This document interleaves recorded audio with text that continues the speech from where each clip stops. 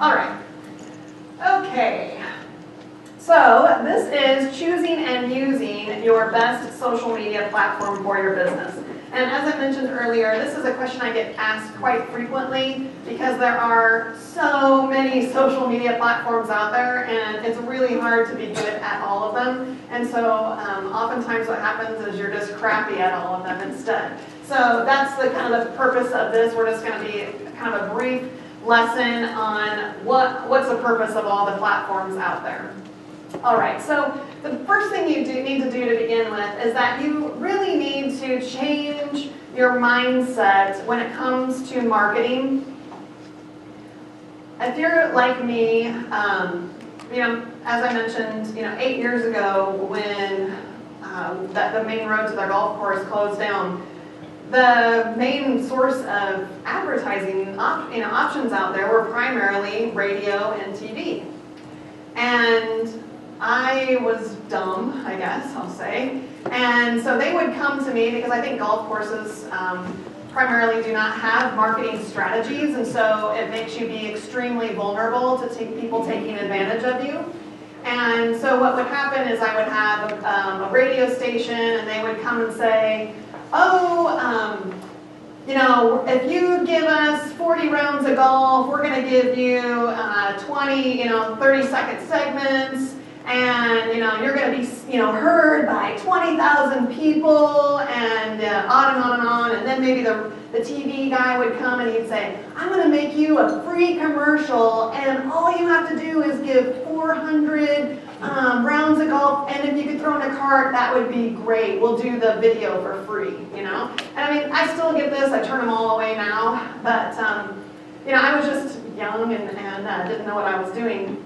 And they make it sound really awesome, like, wow, my commercial is going to be seen by 50,000 people. I'm going to have so many people at the golf course, I won't know what to do with them all, right? And then how many people show up? One.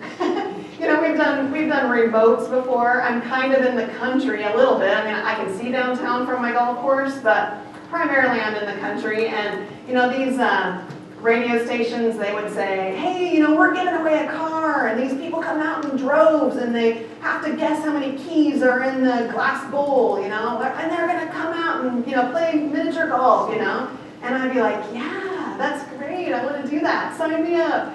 And, 5 people would come to the remote, like, this is not working. And so that's the mindset shift that you have to make, is that online marketing is actually so much easier than traditional forms of marketing.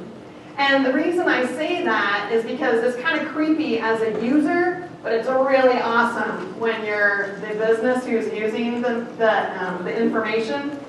But if I want to say, I want my ad to show up in front of people who make $50,000, have 2 cars, have green hair and blue eyes, and adopted 5 kids, my ad can show up in front of that person. It's unbelievable how dialed in you can get. And you totally can't do that with radio and TV. It's just a giant blanket, and everybody's listening to it, and you're not marketing to your perfect golfer. That's why the perfect golfer is so important when it comes to social media, is because you can say exactly who you want to come to your golf course. It's awesome. All right, so let's go ahead and look at these different platforms. We're also going to be talking about pros of social media. Not that you need to be convinced. And believe it or not, there are cons to them as well. Then we're going to talk about setting our goals. And then I'm going to give you some shortcuts. All right, so before we begin, you need to understand the purpose of social media. Social media is there to provide an avenue which supports the achievement of your strategic goals. And the most important word there is your strategic goals. Most golf courses that I follow along with, I don't think they have any goals, let alone strategic ones, okay? So it's extremely important. You can't just be flying by the seat of your pants, which is What I used to do long ago, like I said, I wouldn't have a strategic marketing plan. My TV guy would come in, I'd say, sure, that sounds great, and it's easy. Here, take my rounds of golf, or here, do whatever it is you're going to do. So that's the purpose of social media, is that you have to be in control of it. And there are a lot of avenues that you need to be in control of. Joe, there are a couple of seats up here if they want to come up here in the front row. Okay. Yeah, one over there, two over here. Okay, so we're going to go ahead and examine these. The infamous Twitter. What is the purpose of Twitter besides our lovely president? Oh my. Okay, so to me, Twitter is basically the water cooler of our today's businesses, okay? Lots of people work remotely nowadays. And so Twitter is just basically an ongoing conversation. As far as how it helps businesses, it's very easy to troubleshoot and those kind of things. My brother-in-law works for CenturyLink. CenturyLink's like a national, you guys know what CenturyLink is, right? Okay, so anyway, like CenturyLink actually has a huge room that has Twitter like up on, and that's all they're doing is they're tweeting back people's customer service questions, okay? So when it comes to business, that's pretty much the main reason of why you would want to use Twitter. And if you're reading between the lines, probably doesn't need to be a golf course's most important place to be hanging out. I do have golfers who are on Twitter, and I don't completely ignore it, but it isn't the place where I spend the majority of my time.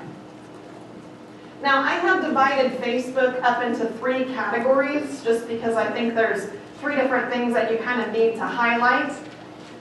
So Facebook is, well, it's Facebook, right? There's over 2 billion active users. The purpose of it is for you to get to know who the person is behind the logo. So you're not just a rolling hill and a flagpole anymore. You are your golf course. It is extremely impressive in its return on investment. It makes it super easy for you to track when you're doing it correctly. It is hands down the most targeted platform ever that we've ever seen. As I mentioned earlier, I mean, it can track down exactly who you're looking for. This has been super valuable for me because I have used radio and TV, and I did eventually get a little bit smarter at it, but I still could just never track down the HR director. That's a really hard person to find. They avoid salespeople like I do. Anyway, but I really want to talk to HR directors because I've got an event center and I make a great place to hold a business outing. But it's really hard to track that person down, but it isn't as hard on Facebook because they have their job displayed right there, okay? So that's the kind of things that we're talking about. It also integrates with e-commerce.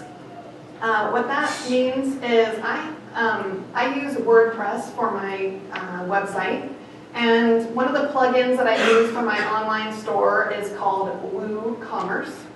And WooCommerce integrates with Facebook.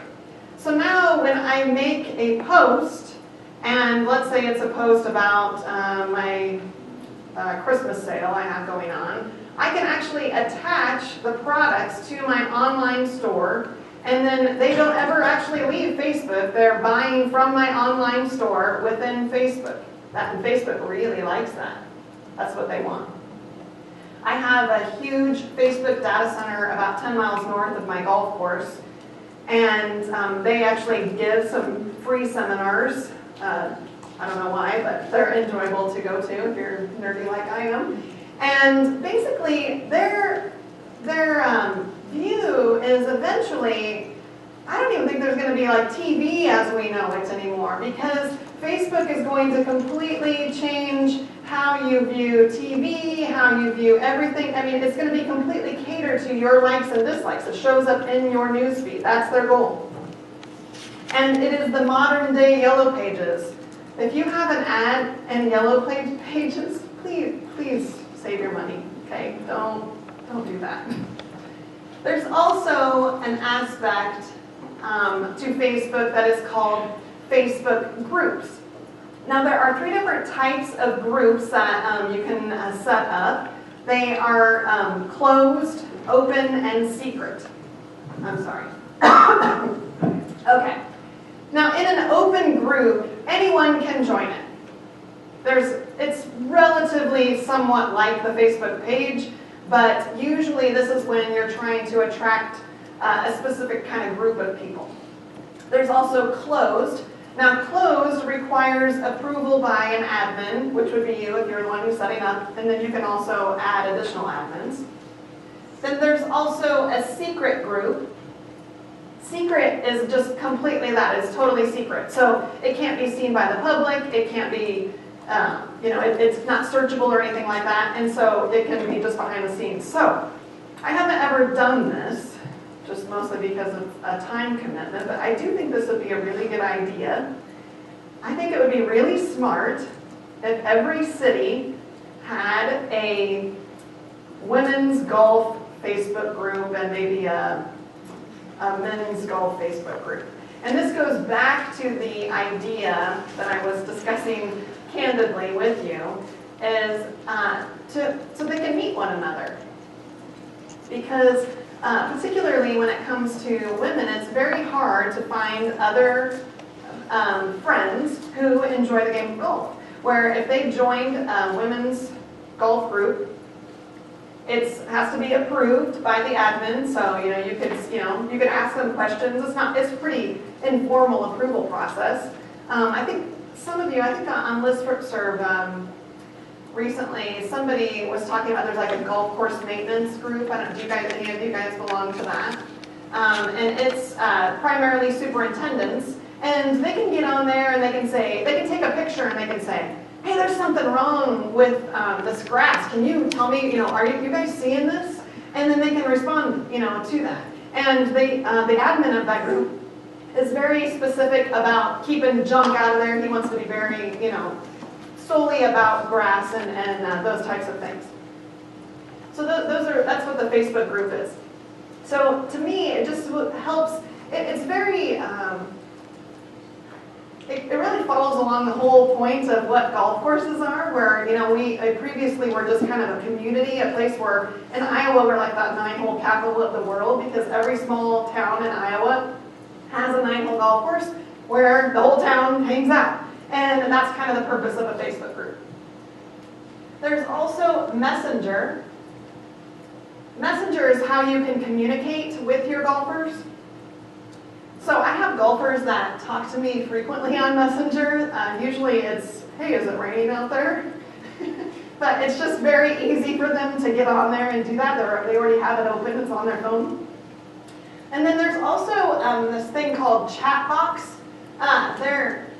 This is kind of creepy, but I think we can actually see this happening. But a chatbot is basically a robot that you're going to set up that can intelligently speak to your golfer. So this would be something like after they get a tee time confirmation, it shows up in their messenger, and it says, hey, rather than email, it would say, hey, you got this, you booked this tee time, do you need a set of rental clubs? And then if the guy types back yes, the robot can then turn around and say, great, we have this, this, and this, which ones would you like? And you can go on and have this robot basically have an intelligent conversation with your golfer. Do you use that? I don't, because I need my point of sale system to step up the game. I'm super nerdy, so as soon as they do, I will. I freaked him out one day when I said, can I have your API? But I can see where this would be amazing, because think about it, they could buy online, they could almost completely avoid the check-in process. They could take their Facebook Messenger to their starter and say, here's my receipt. And if you're anything like me, I have a hard time finding staff that wants to actually work. And so that would completely eliminate that need, similar to like a kiosk or check-in or something like that. It also can send receipts. I know PayPal, I use PayPal all the time. It always sends me receipts through Messenger. And basically it's reinventing how businesses can communicate.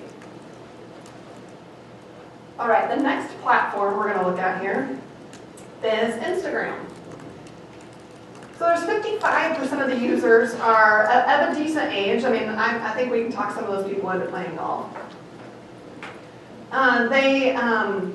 It's very heavy with images, and it isn't super business friendly. They're making a lot of improvements to it, so I think it will be, and obviously it's owned by Facebook, so I have no doubt that they will eventually improve it. Because there's not like the click option that Facebook has.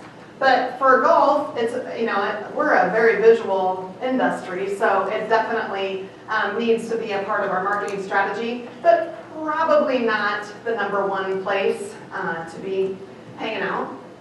And then we have Snapchat. And so I almost only put the first bullet and then wasn't going to put anything else. Because Snapchat is primarily for a younger generation.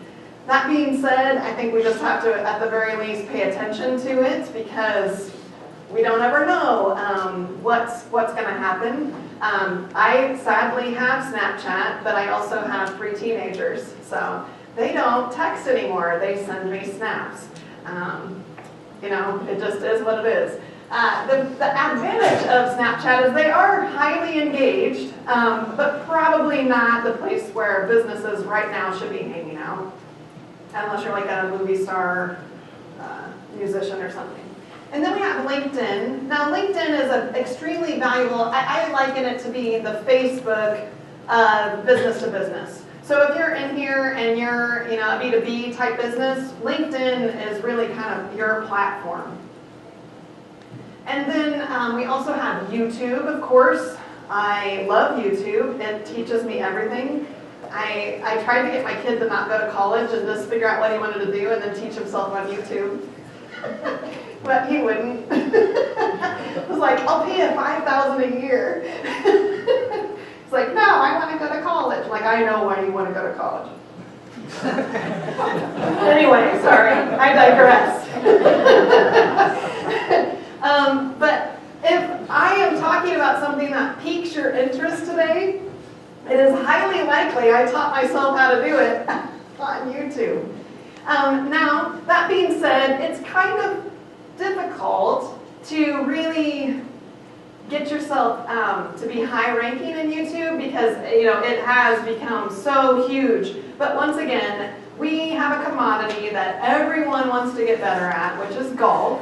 So it would certainly not be a horrible idea to have some sort of a how-to channel. I'm sure there's already many of them, but I will be showing you how you can use 2 things at once. But anyway, YouTube is great for doing how-tos. And we also have abilities as golf course operators that we may not necessarily think about, and those would be like how to have a fundraiser.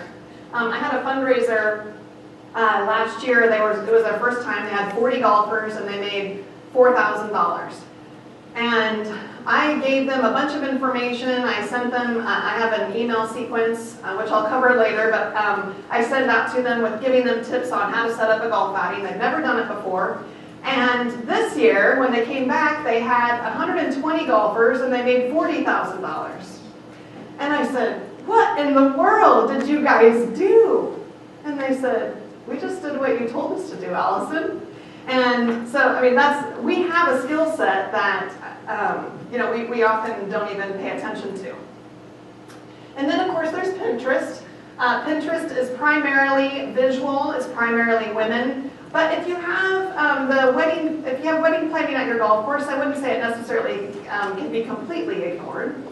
And then we also have blogging. This isn't really a social media platform, but there is an element of it that is important to the overall marketing strategy. So when you're thinking about which one you're going to pick, you need to think about what do you want to create? What's the easiest thing for you to do? Because the key is consistency. So what are you personally, or whoever you assign to this, what are you going to do consistently? Is it easy for you to do video? Is it easy for you to take pictures? Are you more of a talker, word type person? And then you need to think about what kind of products do you share?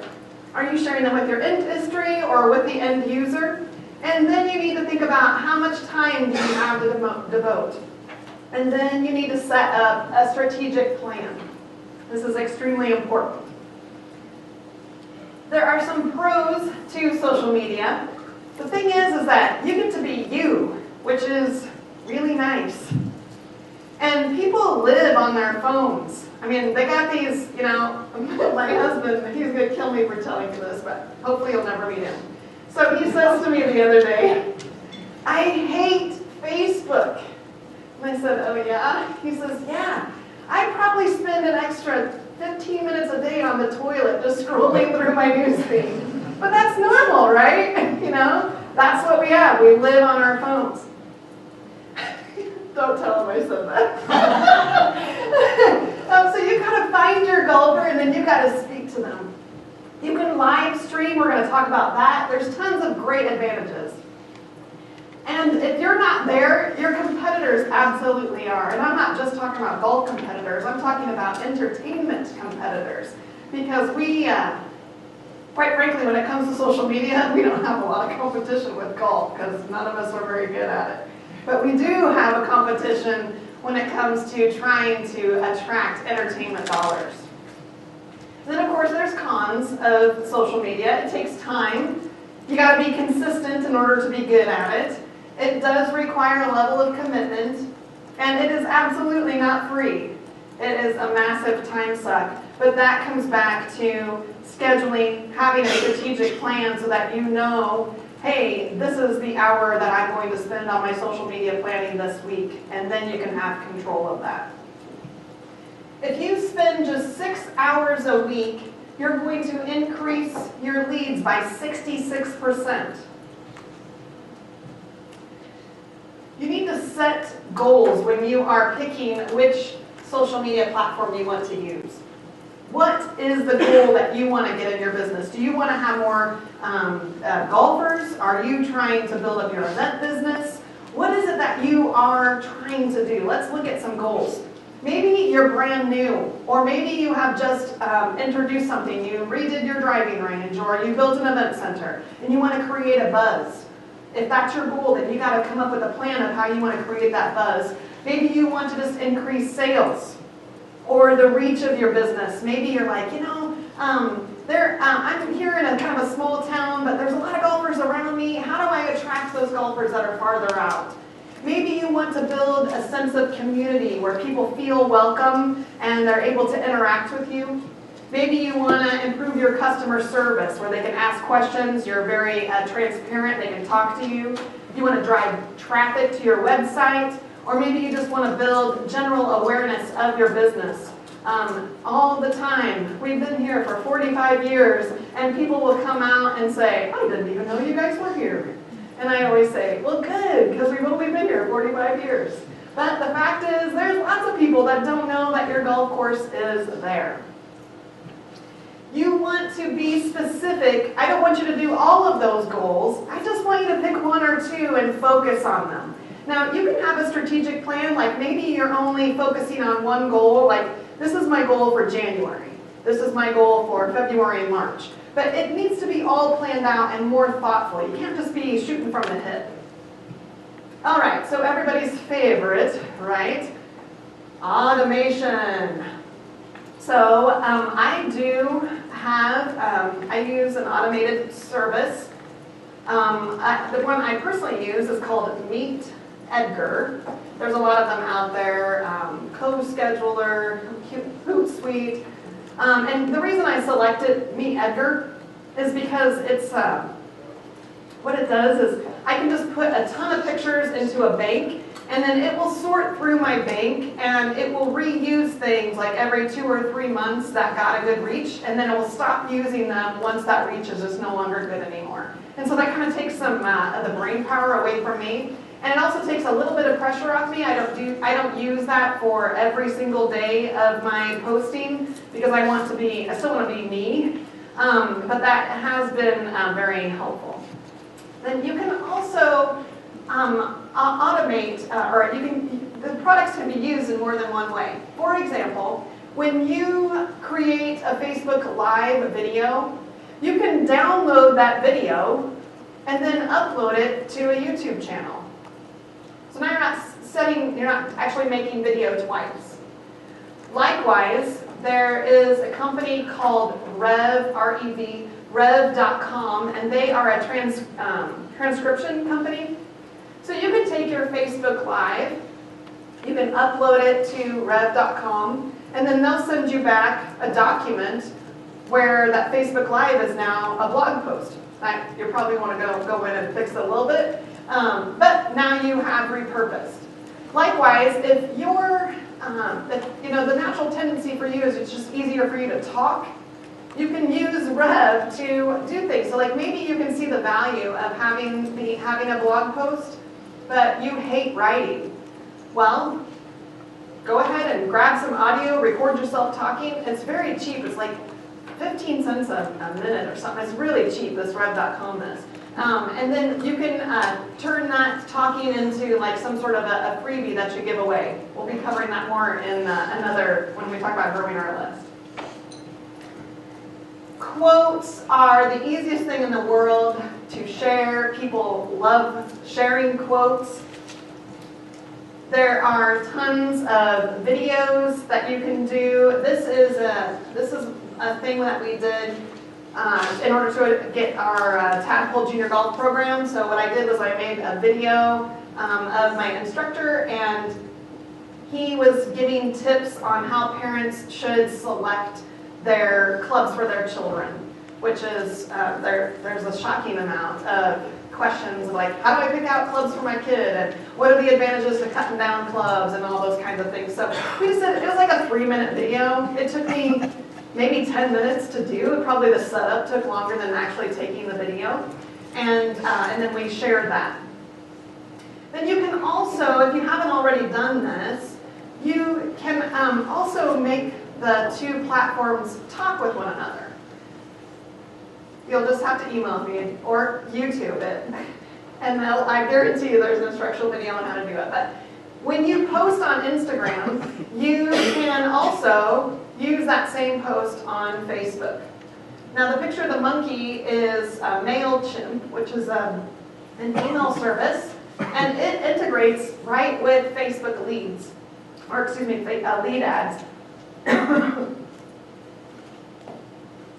So they make it super easy to do the lead ads with your MailChimp and all of your automation.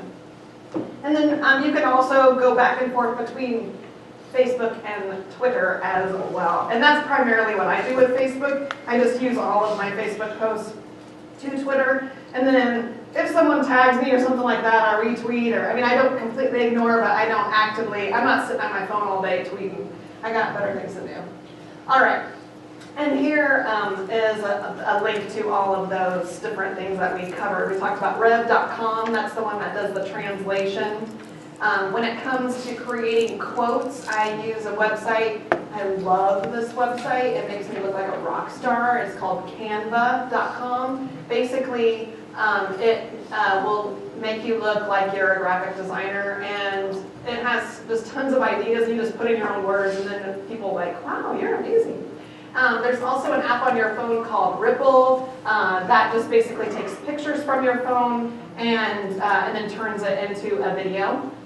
And then there's also an app called Video Shop, same kind of thing. And then if you just can't do it and you just don't want to do it, now I highly recommend you at least kind of know what you're doing so you don't get taken advantage of. But there are two freelance websites. They are called Upwork.com and Fiverr.com. And this is, my husband owns a lawn care business, and he's just a one-man show. And so that's what he uses. So like when he wants to make a brochure or something like that, he'll write out in Word what he wants on the brochure. He'll upload it to Upwork.com, and then there's these freelance graphic designers, and they'll come in and they'll bid on the project, and then they'll send it to them. So it's awesome. There's a lot of different jobs out there. So the thing that you're looking for when it comes to social media, the title is called a social media manager. That's what you're looking for. And you can, there's tons of different bids. Fiverr, technically, they have to have, the reason it's called Fiverr is because they have to have at least one option that is $5.